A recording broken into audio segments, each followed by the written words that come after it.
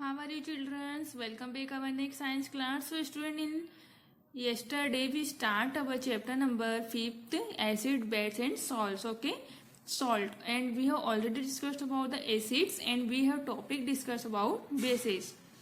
तो आज हम पढ़ेंगे कैटेगरीज ऑफ बेसेस। बेसेस की कैटेगरी कैसी होती है, स्ट्रॉन्ग एंड वीक बेस। जिस प्रकार हमने एसिड के भी स्ट्रॉन्ग एंड वीक एसिड्स पढ़े थे, तो अब हम पढ़ेंगे strong and weak. Means strong means मजबूत और वीक मीन्स कमजोर base. Sodium hydroxide also called caustic soda NaOH। देखिए, जो सोडियम हाइड्रोक्साइड होता है उसे कास्टिक सोडा भी कहते हैं। And potassium hydroxide also called caustic potash. और जो पोटेशियम हाइड्रोक्साइड होता है उसे कास्टिक पोटास KOH कहते हैं। आर स्ट्रॉन्ग बेस, ये बहुत ज़्यादा स्ट्रॉन्ग बेस होते हैं। This bases are highly corrosive, therefore must be taken while handling them. और जब इन्हें भी हम टच करते हैं या इन्हें छूते हैं तो इन्हें बहुत सावधानी पूर्वक टच करना चाहिए या छूना चाहिए। They should never be tested, और इन्हें भी टेस्ट नहीं करना चाहिए। Magnesium hydroxide, aluminium hydroxide and ammonium hydroxide are the. अब देखिए, जो मैग्नीशियम हाइड्रोक्साइड और जो एल्यूमिनियम हाइड्रोक्साइड और and ammonium hydroxide are weak base, ये बहुत ज़्यादा वीक बेस होते हैं। Used in our food medicine, और इन्हें हमें खाने में और मेडिसिन के यूज लेते हैं। Bases that dissolve in water like sodium hydroxide, potassium hydroxide and calcium hydroxide are called alkenes। ऐसे बेस जो पानी में घुल जाते हैं जैसे sodium hydroxide, potassium hydroxide, calcium hydroxide, उन्हें हम एल्कीज कहते हैं। अब आता है हमारा डाइल्यूट एंड कॉन्सेंट्रेटेड बेसेस। जैसा हमने डाइल्यूट एंड कॉन्सेंट्रेटेड एसिड पढ़ा था, अब हम पढ़ेंगे dilute and concentrated bases. Means तनुता एंड सांद्रता। Like acids, base with very little water are concentrated and base with more water are dilute। देखिए, जैसे एसिड और बेस पानी के साथ कम मात्रा में कॉन्सेंट्रेट होते हैं, उसी प्रकार जो बेस होते हैं उन्हें डाइल्यूट होने के लिए ज़्यादा पानी की ज़रूरत पड़ती है। अब नेक्स्ट आता है हमारा natural substance. Some substance are neither acidic and non basic. कुछ सब्सटेंस ऐसे होते हैं जो एसिडिक और बेसिक नहीं होते हैं। There substance are called neutral substance. उन्हें बोलते हैं हम न्यूट्रल सब्सटेंस बोलते हैं। Some examples of neutral substance are pure distilled water, alcohol, sugar, tablet, table salt, glucose etcetera. जैसे ये सब जो है ये सब न्यूट्रल सब्सटेंस है। Okay. Water from tap, sea water or rain always contains some dissolved salts or other substance which make water either acidic or basic। देखिए, जो पानी रहता है, नल का पानी, समुद्र का पानी, नदी का पानी, जो बारिश का पानी, always contain some dissolved salt। वो क्या कर लेते हैं, नमक को घोल लेते हैं। और अदर सब्सटेंस विच मेक, जो अदर सब्सटेंस बनाते हैं वाटर आइदर एसिडिक और बेसिक, जो क्या होते हैं, इसके अलावा वो एसिड और बेसिक मीन्स अम्ल और क्षार दोनों हो सकते हैं पानी के साथ मिलके। Have you ever heard of acid rain that has damage many over monuments. आपने सुना होगा कि जो एसिड रेन होती है, जो अम्ल वर्षा होती है, वो हमारे बहुत सारे मॉन्यूमेंट्स को डैमेज कर रही है।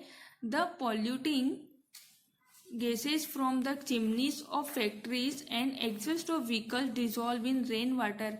देखिए, जो पॉल्यूटिंग गैसेस होती है, जो हानिकारक गैसेस होती है, प्रदूषित गैस होती है, और जो फैक्ट्री के चिमनियों से धुआं निकलता है और जो व्हीकल्स में से धुआं निकलता है, वो सभी रेन वाटर में मिल जाता है टू प्रोड्यूस एसिड रेन। तो ये सभी मिलके क्या करते हैं, एसिड रेन प्रोड्यूस करते हैं।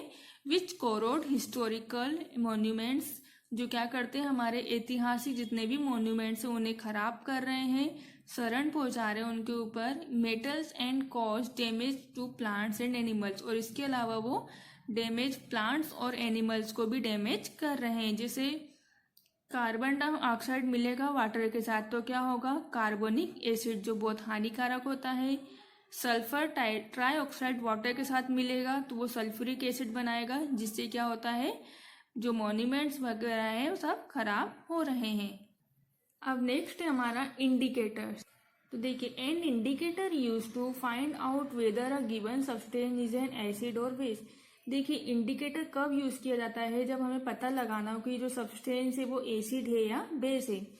Indicators are substance which change colour when placed in acidic और बेसिक कंडीशन। जब इंडिकेटर जो होता है, जब उसमें कोई सब्सटेंस मिलाया जाता है तो वो इंडिकेटर्स का कलर चेंज हो जाता है व्हेन एसिडिक या बेसिक कंडीशन में। However we can distinguish acid and base by their taste और टच। जिस प्रकार हम उसको टेस्ट और टच के द्वारा एसिड और बेस को डिफाइन कर सकते हैं, अलग अलग कर सकते हैं। For example, the difference in taste indicates whether the substance is an acid और अ बेस। जैसे डिफरेंस उनके अंतर के अनुसार पे, जो उनका टेस्ट होता है उसके अंतर के अनुसार पे हम बता सकते हैं कि ये सब्सटेंस एसिड है और बेस है। बेसेस आर सोपी टू टच। जो बेसेस होते हैं, जो सार होते हैं, उन्हें टच करने पे बहुत झाग आता है, but using the sense of taste, लेकिन उनका जो टेस्ट होता है वो अलग रहता है। और touch is as indicator is not अवे एडवाइजेबल। और जो इंडिकेटर होता है उन्हें टच करने पे इंडिकेटर नहीं दे पाता है। इट में प्रूव हार्मफुल, जो हमारे लिए बहुत ज़्यादा हार्मफुल हो जाता है। As some substance are highly poisonous and corrosive to the skin. और कुछ कुछ सब्सटेंस ऐसे होते हैं, बहुत ज़्यादा जहरीले होते हैं और हमारे स्किन के लिए भी बहुत ज़्यादा नुकसानदायक होते हैं।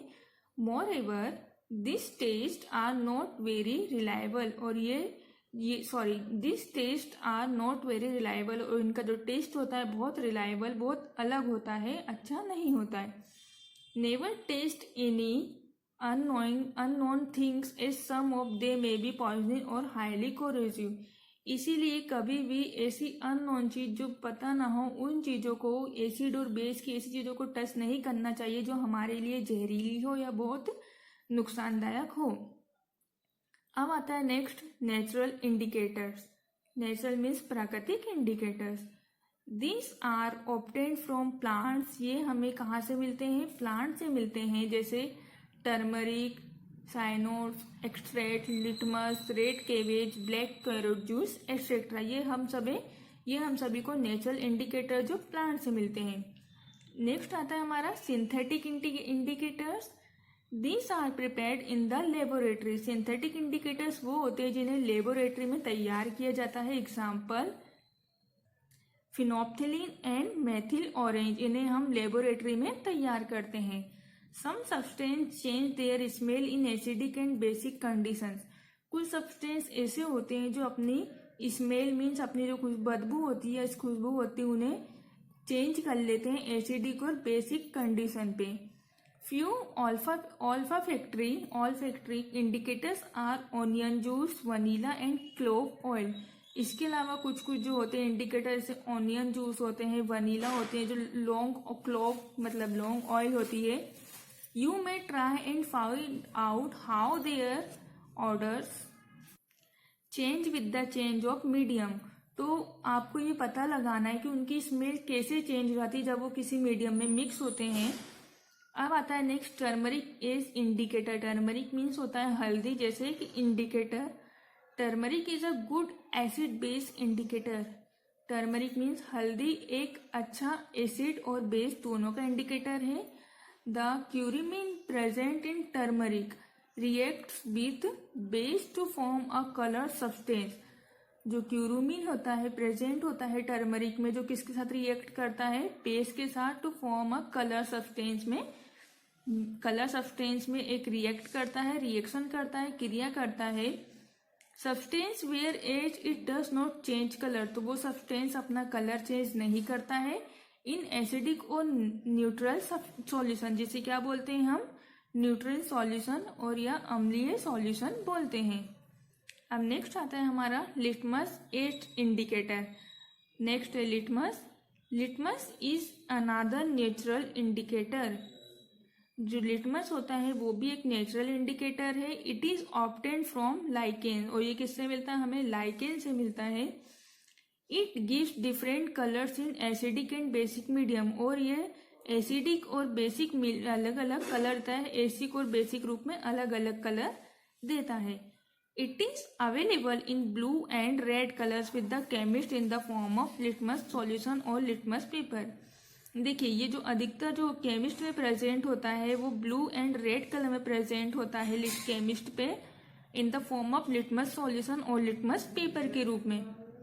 एसिडिक, बेसिक और neutral nature of a substance can be tested bye, जो एसिडिक होते हैं और जो बेसिक होते हैं और जो न्यूट्रल नेचर होते हैं उनके substances can be tested by, उनको टेस्ट करने के लिए हम the fact that acid turn blue litmus, जब हम लिटमस पेपर पे चेक करेंगे तो जब एसिडिक के रूप में चेक करेंगे तो वो ब्लू कलर का हो जाएगा लिटमस पेपर।